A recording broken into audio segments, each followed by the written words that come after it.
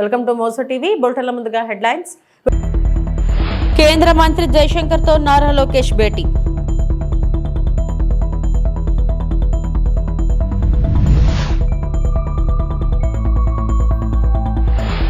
BC రిజర్వేషన్లు గత ప్రభుత్వం చేసిన చట్టమే మనకు అడ్డంకి. తెలంగాణలో సీఎం రేవంత్ రెడ్డి.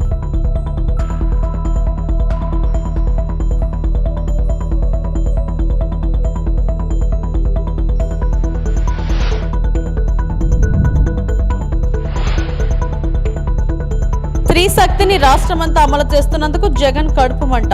మంత్రి సంధ్యారాణి.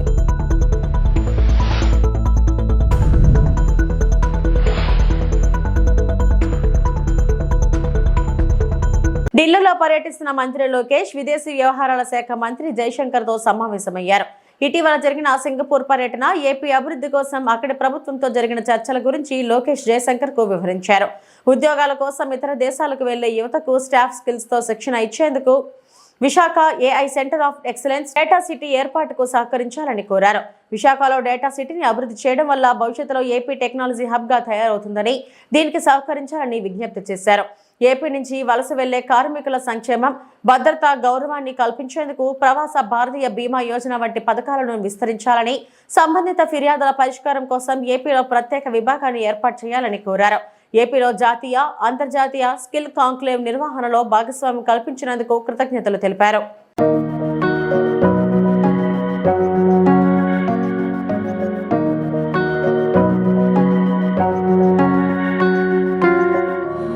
మహిళలకు ఉచిత బస్సు ప్రయాణంపై వైకాపా విమర్శలు చేయడం అర్ధరహితమని మంత్రి సంధ్యారాణి అన్నారు.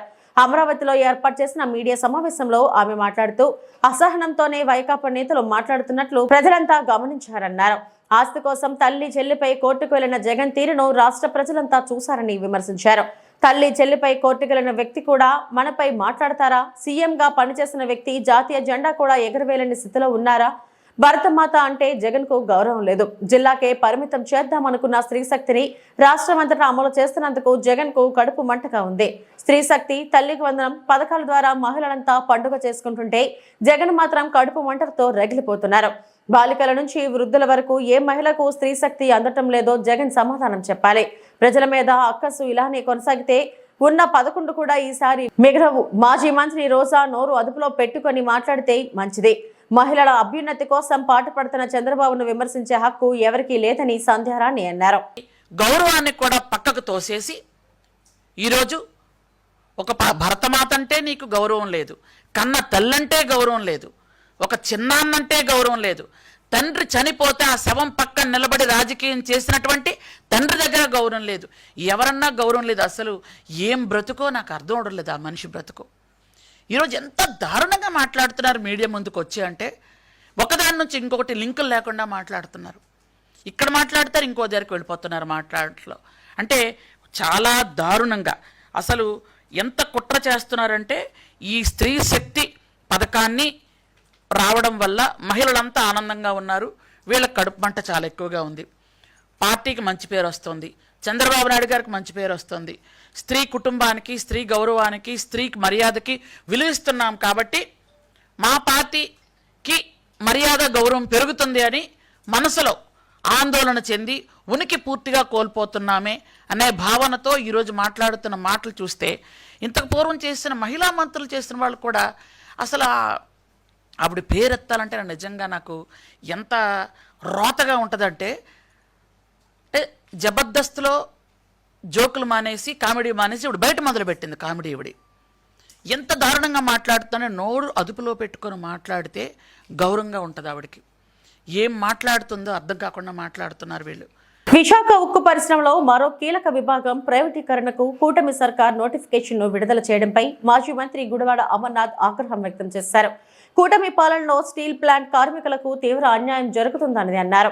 స్టీల్ ప్లాంట్ కార్మికులకు మద్దతుగా విశాఖలో ఆయన మీడియాతో మాట్లాడుతూ, ప్లాంట్లోని వివిధ విభాగాల నిర్వహణ కోసం ఇచ్చిన ఈఓఐలను వెంటనే రద్దు చేయాలని డిమాండ్ చేశారు. తొలగించిన కాంట్రాక్ట్ కార్మికులను తిరిగి విధుల్లోకి తీసుకోవాలని, కూటమి అధికారంలోకి వస్తే స్టీల్ ప్రైవేటీకరణ లేకుండా చూస్తామని ఇచ్చిన హామీ ఎక్కడకు పోయిందని అమర్నాథ్ ప్రశ్నించారు.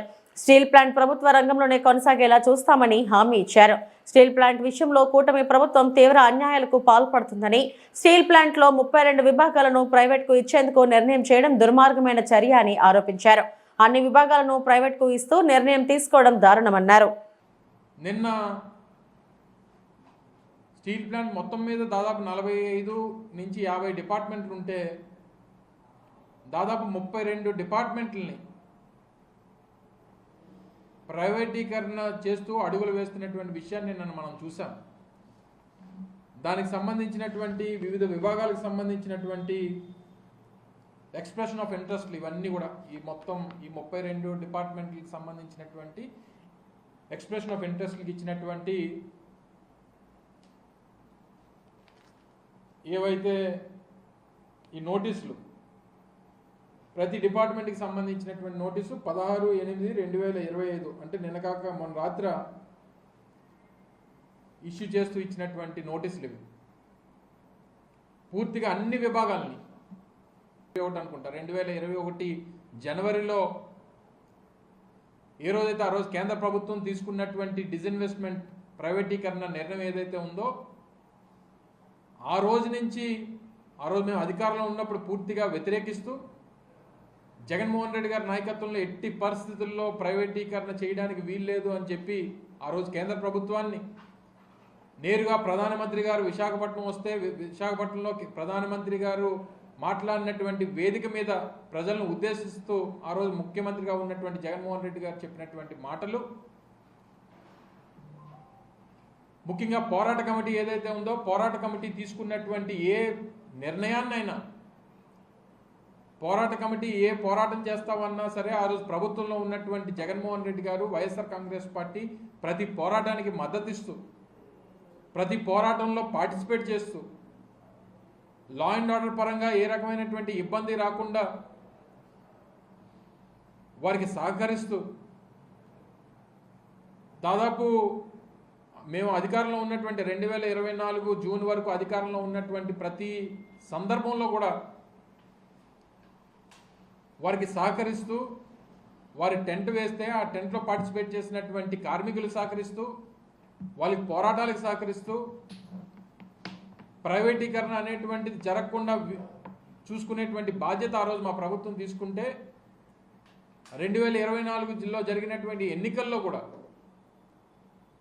ప్రజలను ఉద్దేశిస్తూ ఎన్నికల ప్రచార సభలో జగన్మోహన్ రెడ్డి గారు చాలా క్లియర్గా చెప్పారు, ఎట్టి పరిస్థితుల్లో మీరు కూటమి ప్రభుత్వానికి ఓటు వేయకండి, మీరు కూటమికి ఓటేస్తే ప్రైవేటీకరణకు ఓటేసినట్టే అనేటువంటి విషయాన్ని కూడా ఆ రోజు ముఖ్యమంత్రిగా ఉన్నటువంటి జగన్మోహన్ రెడ్డి గారు చెప్పడం జరిగింది. సర్దార్ సర్వాయి పాపన్న గౌడ్ విగ్రహం తెలంగాణ సమాజానికి ఆదర్శంగా నిలబడాలని ఓవర్ 25 సీఎం రేవంత్ రెడ్డి అన్నారు.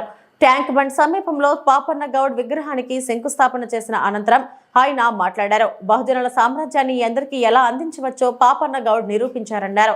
పాపన్న గౌడ్ కోటను గత ప్రభుత్వాలు మైనింగ్ లీజుకు ఇచ్చాయని విమర్శించారు. గతంలో కిలాస్పూర్ కోటను కాలగర్భంలో కలపాలని చూశారని దుయ్యబట్టారు. చరిత్ర స్ఫూర్తి కోటను చారిత్రాత్మక కట్టడాలుగా తీర్చిదిద్దాలని నిర్ణయించామన్నారు.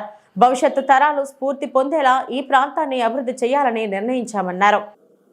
మిత్రుడు పొన్నం ప్రభాకర్ గారు ఆనాడు సర్దార్ సర్వాయి పాపన్న గౌడ్ గారు కిలాస్పూర్ కోటను వేదికగా చేసుకొని బహుజనుల సామ్రాజ్యాన్ని మొఘలులను ఓడించి తన శౌర్యాన్ని ప్రతాపాన్ని ఈ సమాజానికి చూపించడమే కాదు, ఆనాడే బహుజనుల సామ్రాజ్యాన్ని బహుజనులందరికీ ఏ విధంగా అందించవచ్చో నిరూపించిన గొప్ప పోరాట యోధుడు, వీరుడి యొక్క కోటను చూడడం జరిగింది. ఆ రోజు ఆ పక్కన చూసిన గత ప్రభుత్వాల కోటను మైనింగ్ లీజులకిచ్చి చరిత్రలో కిలాస్పూర్ కోటనే కాలగర్భంలో కలపాలని ఆలోచన చేసింది. ఆ రోజు అక్కడ చూసిన తర్వాత నేను చెప్పిన, ఇక్కడ ఒక్క రాయి కూడా తీయడానికి వీల్లేదు, ఇది చరిత్రకు ఒక గొప్ప స్ఫూర్తి, ఆ కోటను సంరక్షించాలి, దాన్ని చారిత్రాత్మకమైన కట్టడాల కింద మార్చి భవిష్యత్ తరాలు ఒక స్ఫూర్తిని పొందడానికి పర్యాటక క్షేత్రంగా అభివృద్ధి చేయాలి. మన ప్రభుత్వం వస్తుంది.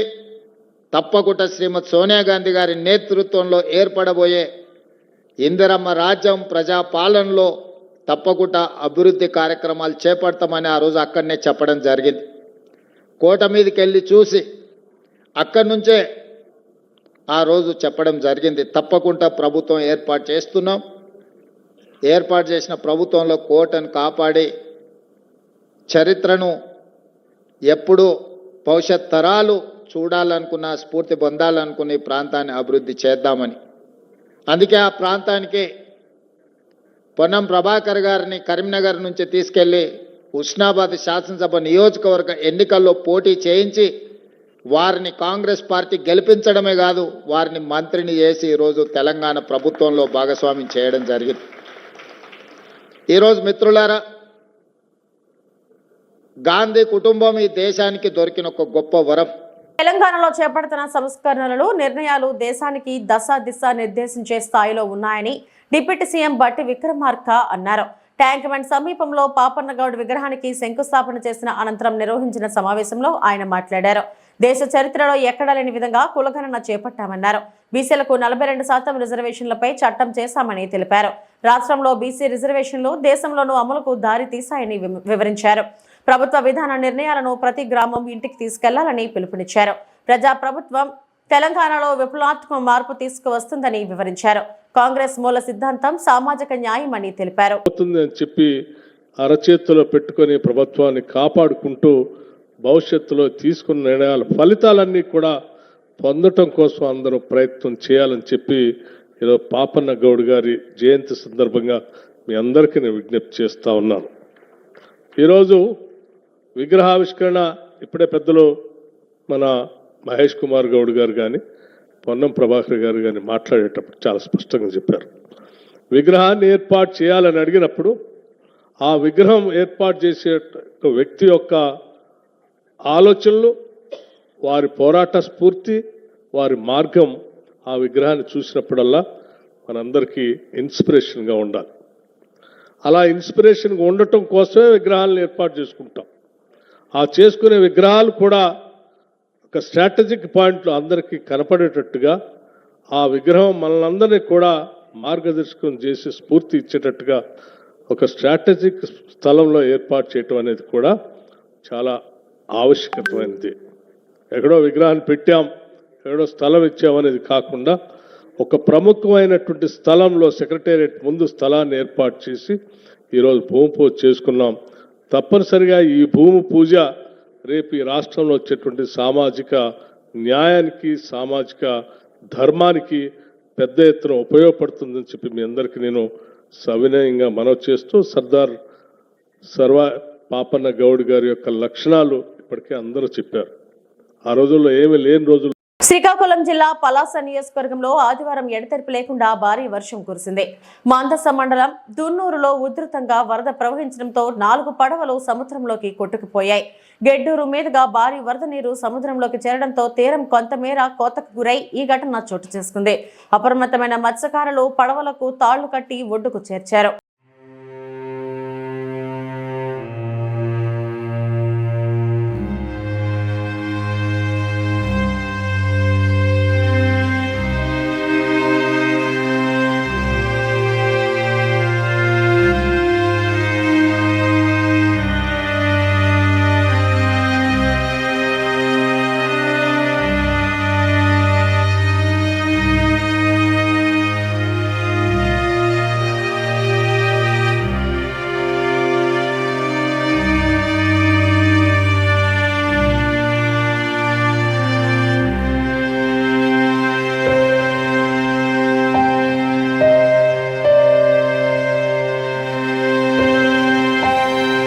బంగాళాఖాతంలో ఏర్పడిన అల్పపీడనం ప్రభావంతో విజయనగరం, పార్వతీపురం, మన్యం జిల్లాలో భారీ వర్షాలు కురుస్తున్నాయి. ముఖ్యంగా విజయనగరం జిల్లాలో ఆదివారం ఎడతెరిపి లేకుండా వర్షం కురుస్తుండటంతో 18.8 మిల్లీమీటర్ల వర్షం నమోదైంది. బాడంగి, వేపాడ, లక్కవరపుకోట, కొత్తవలస, పూసపాటిరేగ, డెంకాడ, భోగాపురం మండలాల్లో భారీ వర్షం కురుస్తుంది.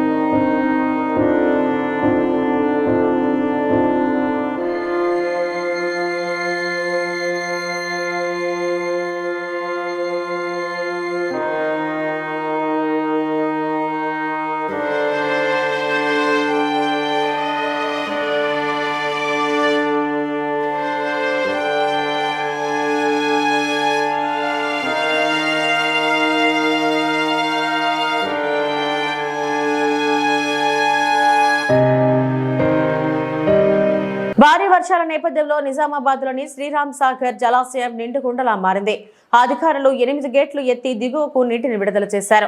సాగర్ దిగువన గోదావరి ఉప్పొంగి ప్రవహిస్తుంది. ప్రాజెక్టు పూర్తిస్థాయి నీటి మట్టం 1091 అడుగులు కాగా ప్రస్తుతం 1088 అడుగులకు చేరుకుంది. ప్రాజెక్టు పూర్తి నీటి నిల్వ సామర్థ్యం 80.5 టీఎంసీలు కాగా ప్రస్తుతం 72.23 టీఎంసీలుగా నమోదైంది.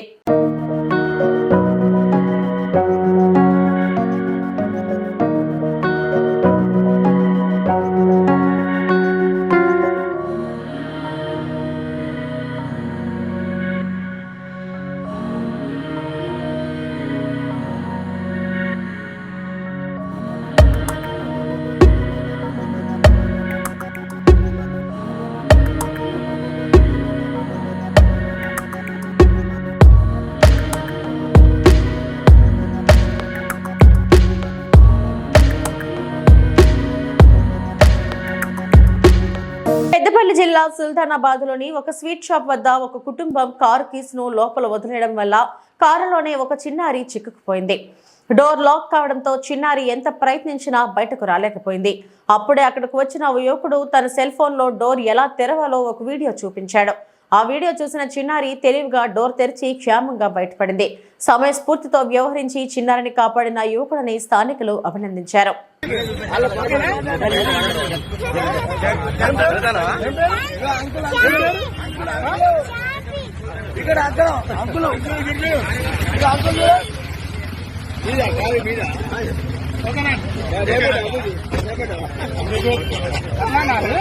ఎక్కడ మీది?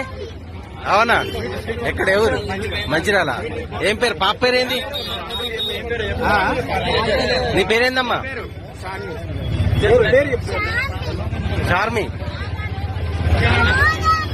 పోతారా? మరి ఇప్పుడు పాపని ఇక్కడ పెట్టి మీరు ఎటు వేయండు? అవునా? పాపను కార్లో ఉంచి మీరు ఎదుకు వేయండి. ఎందుకు వేయండు?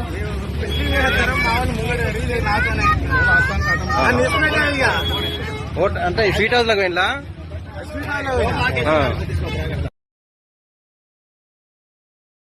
చోడవరం పట్టణం, రేవళ్లు, సింహాద్రిపురం, జుత్తాడ గ్రామాల్లో వరి నాట్లు తుఫాను ప్రభావంతో నేత ముంపునకు గురయ్యాయి. సుమారు ఈ 3 గ్రామాల్లో 600 ఎకరాల వరకు వరి నాట్లు చెరువుల కంటే ఘోరంగా తలపిస్తున్నాయి. అడపదడప కురుస్తున్న వర్షాలకు రైతులు పొలాలకు వెళ్లి ఉత్సాహంగా వరి నాట్లు వేశారు. అయితే రైతుల ఆశలు అడియాసలకు మారాయి. నాట్లు వేసిన కొద్ది రోజులకే తుఫాను ప్రభావంతో చెరువులను తలపిస్తున్న పొలాలను చూసి రైతులు కన్నీటి పర్యంతమవుతున్నారు. వేసిన వరి నాట్లు నీట ముంపునకు గురవడంతో ఎందుకు పనికిరాదని రైతులు లబోదిబోమంటున్నారు. తుఫాను కారణంగా తీవ్రంగా నష్టపోయామని ప్రభుత్వం వెంటనే స్పందించి ఆదుకోవాలని రైతాంగం కోరుతున్నారు.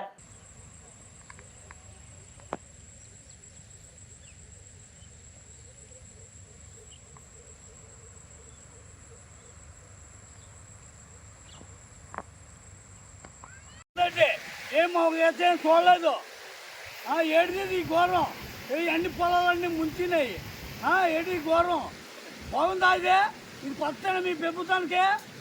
రావాలి గ్రామం, చోడవరం, వెంకయ్యగారిపేట.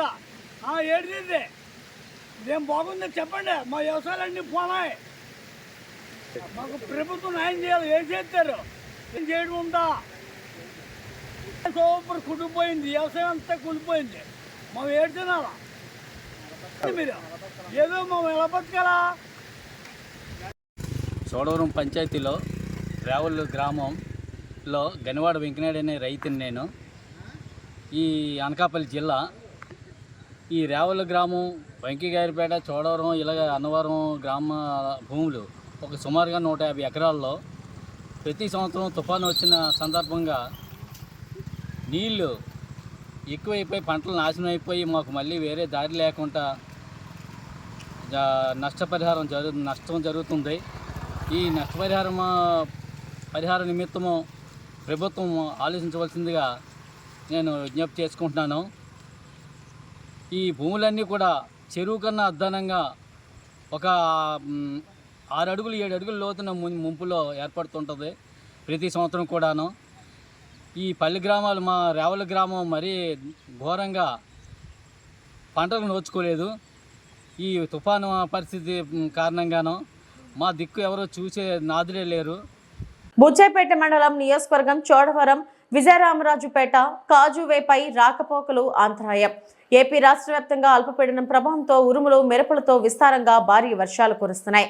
అనకాపల్లి జిల్లా చోడవరం వడ్డాది వెళ్లే మార్గంలో తాత్కాలిక కాజువేపై నుండి వరద నీరు పారడంతో వాహనాలకు అంతరాయం జరిగింది. అనకాపల్లి వైజాగ్ నుండి నర్సీపట్నం పాడేరు వెళ్లే వాహనాలకు ఈ రహదారి మార్గంలో వాహనాలు నిలిపివేస్తున్నట్లు అధికారులు తెలిపారు.